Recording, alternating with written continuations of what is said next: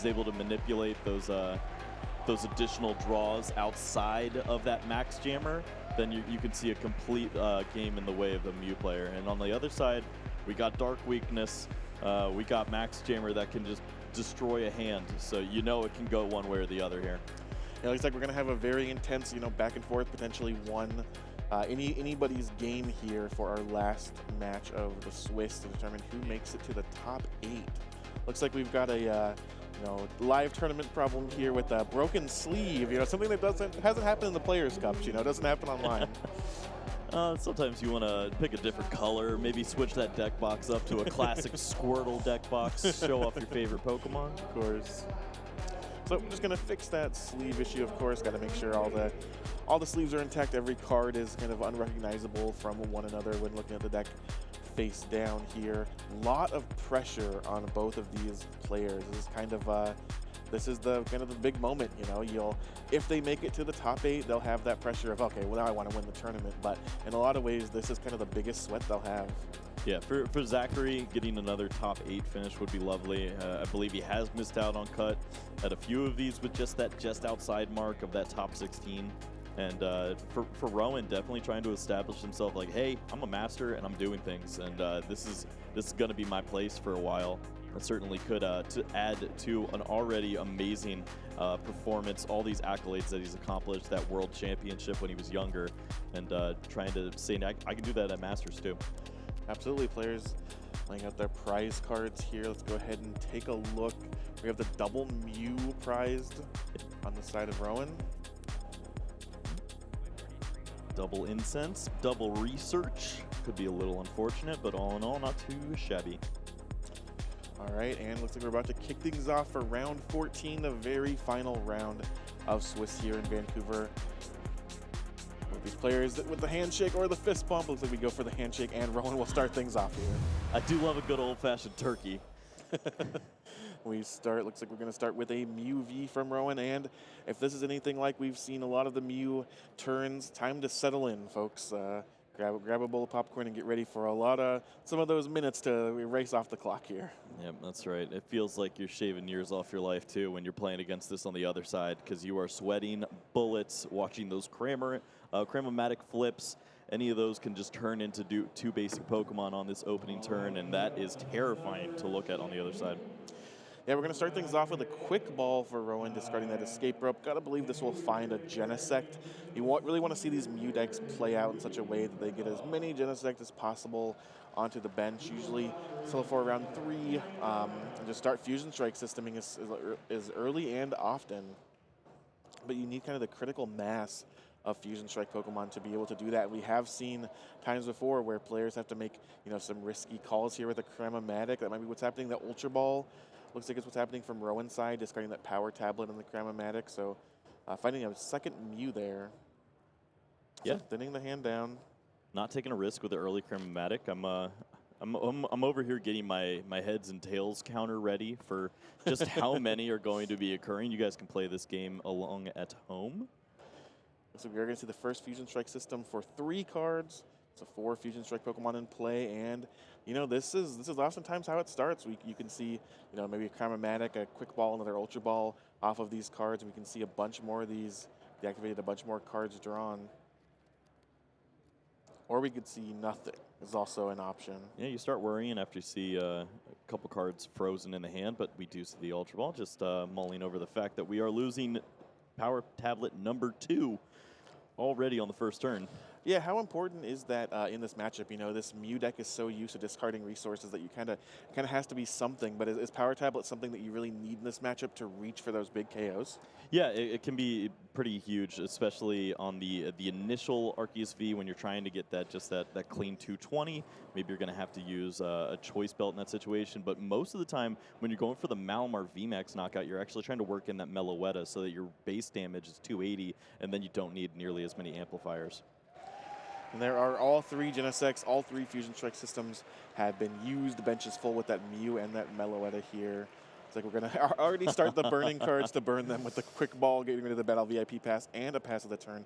We see kind of there, Rowan's body language kind of nods, pass to Zachary. I'm just going to shuffle here. Kind of a an evidence to how much these players know that they need wins. You know, they need this match to complete. Absolutely. Yeah, just play as fast as you can. Make sure that this is going to be a game that reaches completion in relevant time. Mew is the deck that needs to continue to play fast. I feel like Zachary's turns are going to be limited pretty quickly. As unfair as Arceus may seem at some points, it is the most fair of these two decks. Yeah, you gotta do some shuffles, but otherwise your turn's gonna be pretty fast. And yeah, you definitely when comparing the two, you're much more of a kind of standard Pokemon deck with some attaching, some attacking. Looks like we're gonna start things off with a double turbo energy on that active Arceus V. I'm gonna go ahead and play an Ultra Ball, get rid of a couple energy, and then just start this find the Crobat V and set the Dark Asset for looks like 3 cards here. Yep. So that Path to the Peak in hand, and also another really, really important part of disrupting this Mew deck. I think the Crobat for 3 is pretty irrelevant information that goes to Rowan now, because your opponent generally would have just gone for the second Arceus or perhaps the Malamar V in this spot, just something to load some additional energies on. Instead, they go for the Crobat, and that probably means that they're fishing for some extra cards, because there is no Crobat VMAX in this deck. Charging this up with Dark Energies would have been pretty useless. And we do see that Trinity Charge here. Going to go ahead and attach to the Malamar. And we do see the Path to the Peak hit the board. Really important. We have seen in some situations with some hands, we've seen some kind of hesitance from the Arceus players, I guess, to play the Path to the Peak, you know, turning off their own Starbirth. But when your opponent, when you're playing a Mew opponent, it just has this kind of setup like this. I feel like you just have to play it and just kind of make them have that extra step. Yeah, you don't mind losing the Arceus V in this situation. Obviously, it's not ideal, but making them get burned through those stadium cards early so that maybe that second path sticks is great. Also, if this sticks, you're probably not getting knocked out, and that'd be fantastic. Yeah, it's kind of the thing where you just kind of hope, okay, best case scenario, my opponent really does nothing and passes, and worst case, they have to dig a little deeper, you know, makes the rest of the game a little harder. Turns out Rowan does have that Rose Tower, kind of the most popular stadium of choice, I think, here, and Mew list this weekend, allowing to draw some extra cards when you don't have first flip money in hand. And there is the first flip. All right, heads 1. 100% accuracy from Rowan. Fantastic play. We need an overlay on the stream for that. You know, I mean, you can get rid of the V-star marker on Rowan's side. We're not using that. Yeah. Just put some percentages there. All right, so there's 3 power tablets gone. Looks like Mew VMAX was what was found off this Cramomatic. Yep.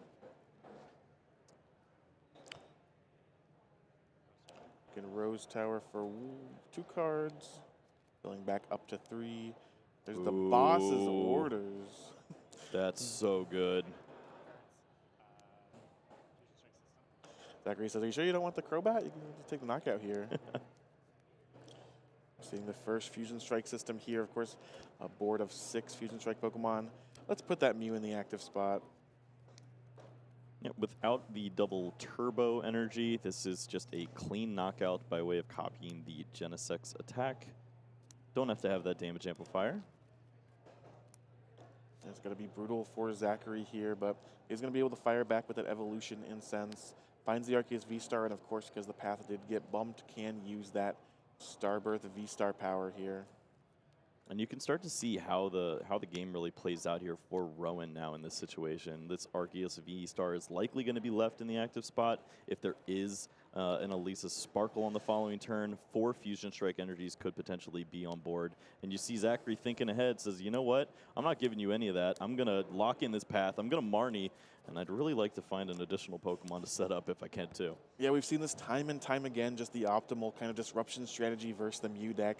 Marnie, Path to the Peak, put you on 4 cards. I'm going to put myself on 5 and really kind of start to mount the comeback there. You dealt with the 1 Path to the Peak, but how many stadiums can you have? What kind of access can you have to them without using the Fusion Strike system? Well, we do see that Trinity Nova charging up 2 energies onto the Malamar V. Likely going to be the main attacker for Zachary to try to close out this game. Would love to see this path continue to stick, and it's really on Rowan now. Has he burned through enough of his deck? Is he lucky enough to find some answers off the top? We have seen 2 Cramomatics hitting the discard. This is number 3. Right. Ah! the slow roll, and it looks like It's it a is going to three. be a tails. So we're 50%. now at 1-1. Oh, and that's such a big one, too.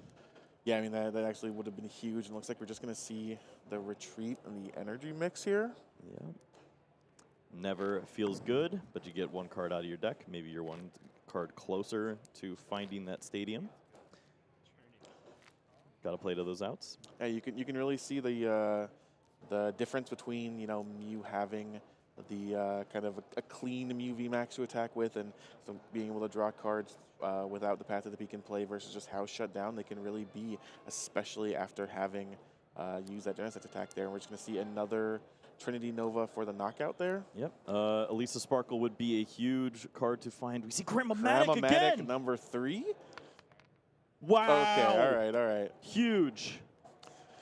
So we're on 66% here now. So we're 2-1 on flips. Oh, that's so big, especially off the top. There was nothing to work with. Another Fusion Strike Energy, 210 damage was going to be the cap point. Not anymore. Rose Tower definitely opening up a world of pain for Zachary. You can see it on his face. Just knows I was so close. One more flip, and this was easily going to start turning in my favor. The Malamar was ready to go.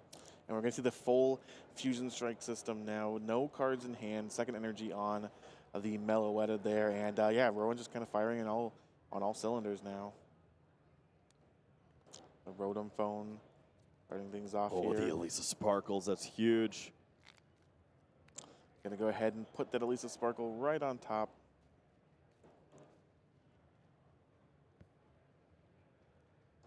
Shuffling the other cards, of course.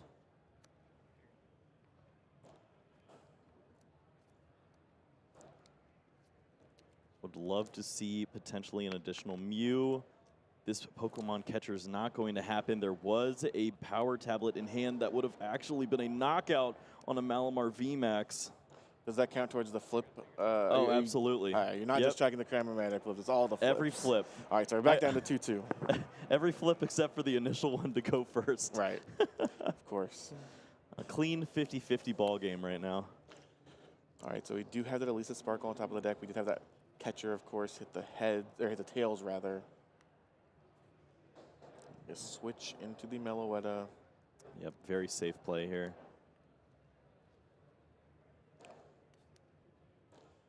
Attaching just that one Fusion Strike energy remaining onto the Genesect. I believe that was the use of the Rose Tower. 2 cards in hand. Yeah, it looks like it. So still some additional cards possibly to be seen here. Another Mew would be decent.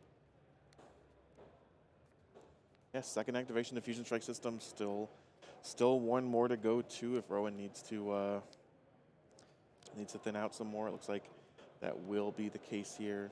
Is this the? I think Rowan did have some prizing issues with Mew, if I'm not mistaken. In this game or in the past? Might have been this game. I don't know. This game, there are 2 Mews in the prize, or there were 2 Mews in the prize cards. There's 1 still. Okay, so that might help him out there a little bit. Yeah, luckily, I think the Mew was that bottom prize. There, and here's the last Fusion Strike system. 3 more cards.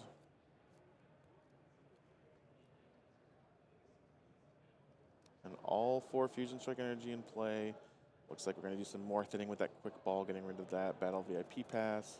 Or a Choreo added to the hand here. And look how thin that deck is already. Yeah, you can see of those 9, 10 cards there are maybe. There's a Pokemon catcher in there. There's cards like Echoing Horn. There's so many different ways to just find the right prize cards. But honestly, they're already ahead of him. He sees that Crobat V and got to be licking your chops there. Just a Bossazors or a catcher away from being able to close out this opening game.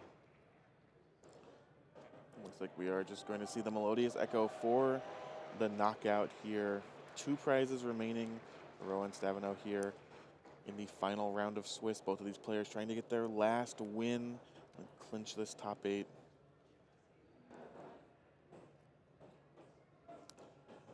Arceus V gets added to the board.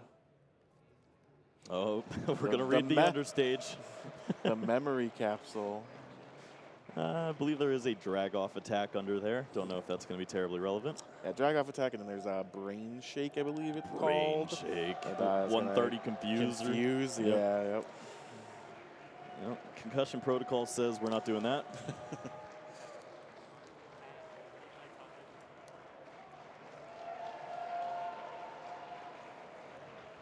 Oh, looks like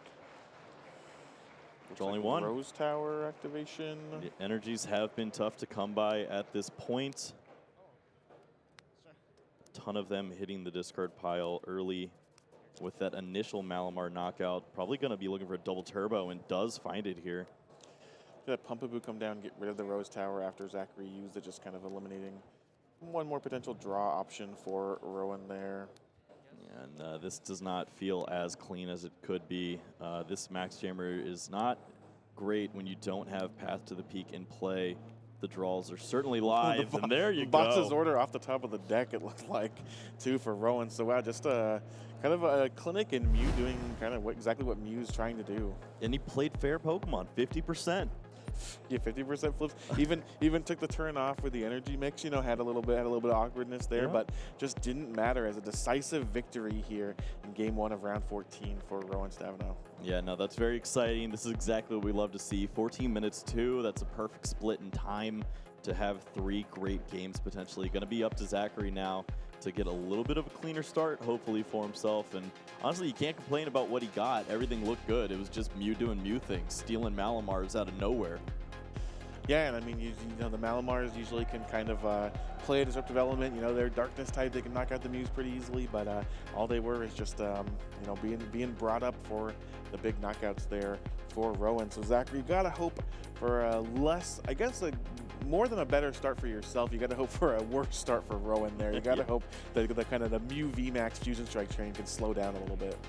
Yeah, we've seen a little debate on who wants to necessarily go first in a matchup like this. Arceus, of course, maybe being able to get that opening Trinity Nova, or Trinity Charge, excuse me, would be clean, just getting those energies in play, and then when Mew does their thing, at least there's some energy somewhere. And Mew getting to go second, getting to potentially attack with a Meloetta on that first turn is destructive. It's absolutely terrifying to see that coming towards your Arceus or your Malamar. So a lot of things to consider here.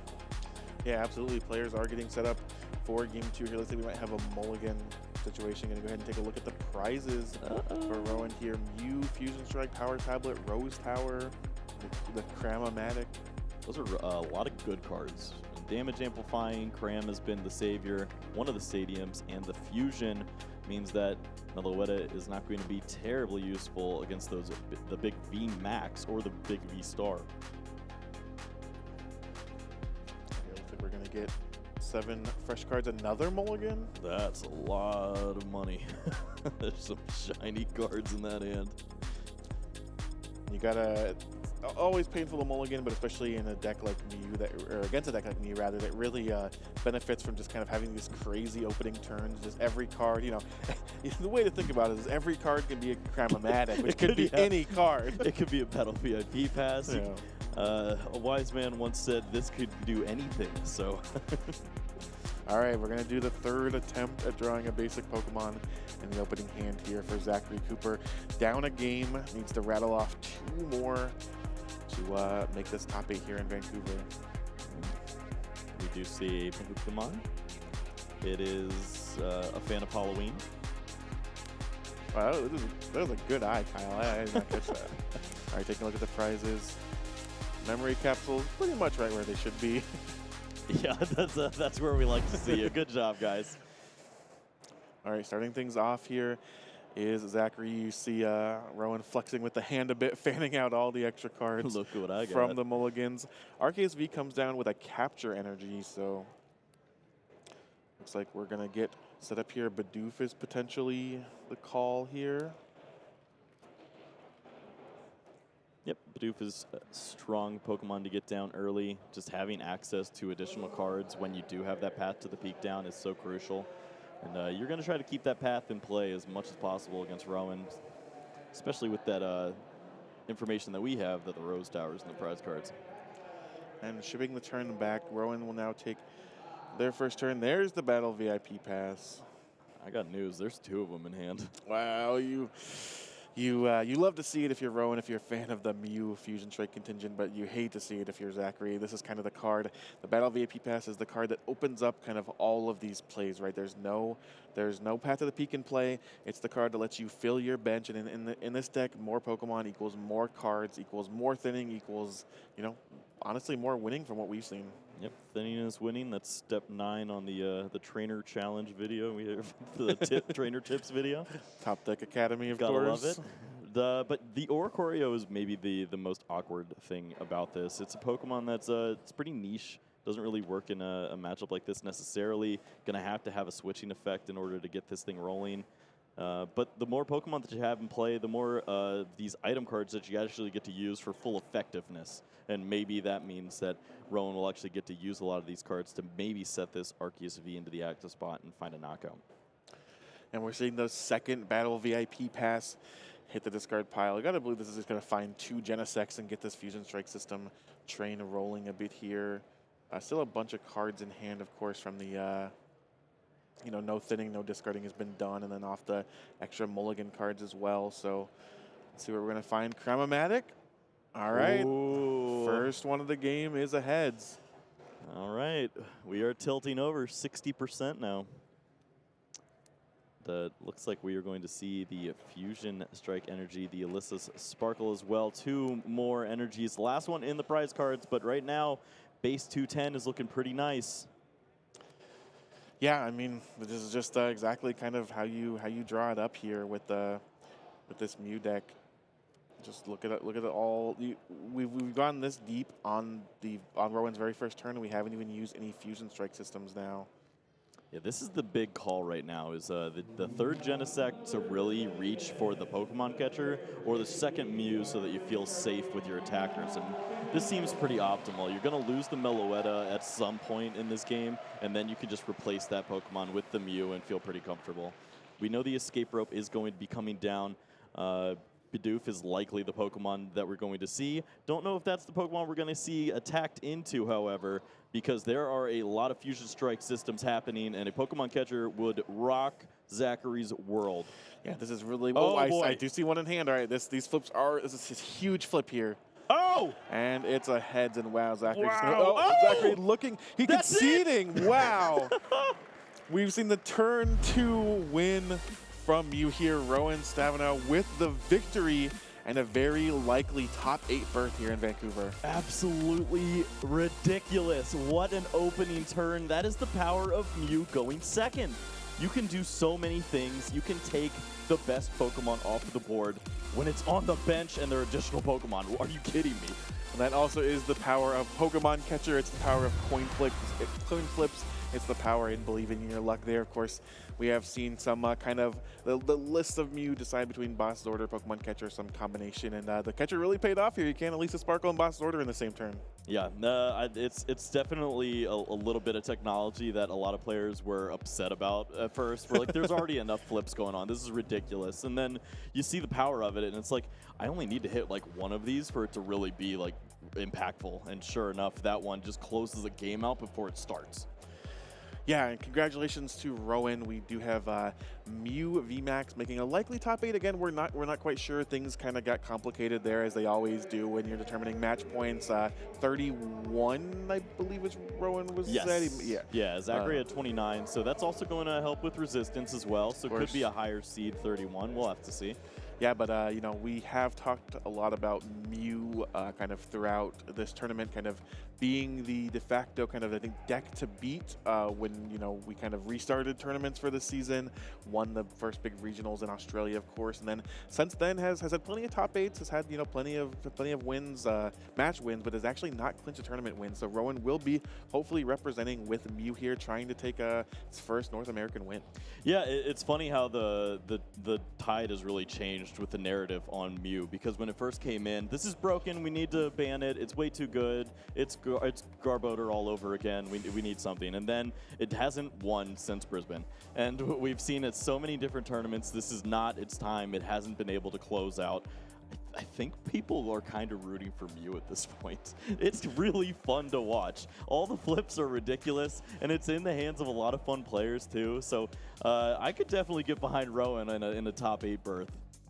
All right, well, it remains to be seen if that will happen. Of course, that match finished pretty early here, so we still have a lot of time in this round. And of course, the way things are going to work out is we do need to finish this round up. We need all the players to have their results in before we can actually do the calculations, put it into the tournament software, and come back with a top 8. But congratulations to Rowan. Also, really hard fought match there. Hard fought tournament really by Zachary Cooper. I like the Malamar deck. I like kind of the Jolteon inclusion. I like where that was at, but just couldn't quite actually finish here. Yeah, it was a strong read on the meta, and that was able to propel him into a pretty solid start. After starting the tournament with a tie, I think just went on an absolute tear, maybe one loss in there, but really just started flooding all of the wins and just putting on the classic performances Zachary does. He finds himself in these situations, ends up being one match short here potentially, and but he's going to continue to pile on those points, and he's a name to be reckoned with. Everybody who sees that name knows this guy can play. Yeah, absolutely. It's rough, right? Because we talk so much of the focus from, the player's perspective, the stream's perspective, really just kind of, history looking back perspective is you want top 8s and wins. You don't really think about, 5 years from now, you're not really thinking about the top 32s and the top 16s, but those are kind of the building blocks of a successful tournament.